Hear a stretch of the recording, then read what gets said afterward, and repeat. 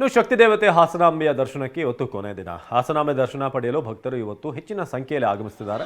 ಮಳೆ ನಡುವೆಯೂ ಕೂಡ ಸರತಿ ಸಾಲಲ್ಲಿ ನಿಂತಿರುವಂತಹ ಭಕ್ತರು. ಸೊ ಬೆಳಗ್ಗೆ ಅಷ್ಟೇ ನಟ ಧ್ರುವ ಸರ್ಜಾ ತಂದೆ ಜೊತೆ ಬಂದಿದ್ರು, ಹಾಗೆ ಸ್ನೇಹಿತರು ಕೂಡ ಅವ್ರ ಜೊತೆ ಆಗಮಿಸಿದ್ರು.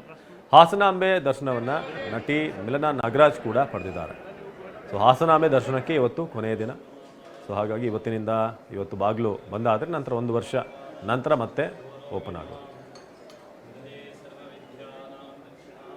ಬೆಳೆದಿರೋದೆಲ್ಲ ಹಾಸನ ಆಗಿರೋದ್ರಿಂದ ಹಾಸನಾಂಬೆ ದರ್ಶನ ಭಾಳಷ್ಟು ವರ್ಷಗಳಿಂದ ನಾನು ನೋಡ್ಕೊಂಡು ಬಂದಿದ್ದೀನಿ.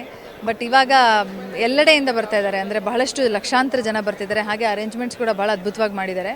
ಸೊ ಹಾಗಾಗಿ ಖುಷಿಯಾಗುತ್ತೆ ಇಷ್ಟು ಜನ ಬರ್ತಾ ಇರೋದು, ಅಥವಾ ಇದ್ರದ್ದು ಪಾಪ್ಯುಲಾರಿಟಿ ಏನಂತಾರೆ, ಎಲ್ಲರಿಗೂ ಇದ್ರದ್ದು ಏನಂತಾರೆ ಪ್ರಭಾವ, ಅಥವಾ ಇದು ಅಂದರೆ ಇಲ್ಲಿ ಬಂದರೆ ಆಗುವಂಥ ಒಂದು ಎಫೆಕ್ಟ್ಸ್ ಅಂತ ಏನಂತ ಹೇಳ್ತಾರೆ, ಭಾಳಷ್ಟು ಜನಕ್ಕೆ ಒಳ್ಳೆಯದಾಗಿದೆ. ಹಾಗಾಗಿ ನಂಬಿಕೆ ಹೆಚ್ಚಾಗಿದೆ ಜನಕ್ಕೆ, ಹಾಗಾಗಿ ಬರ್ತಾರೆ.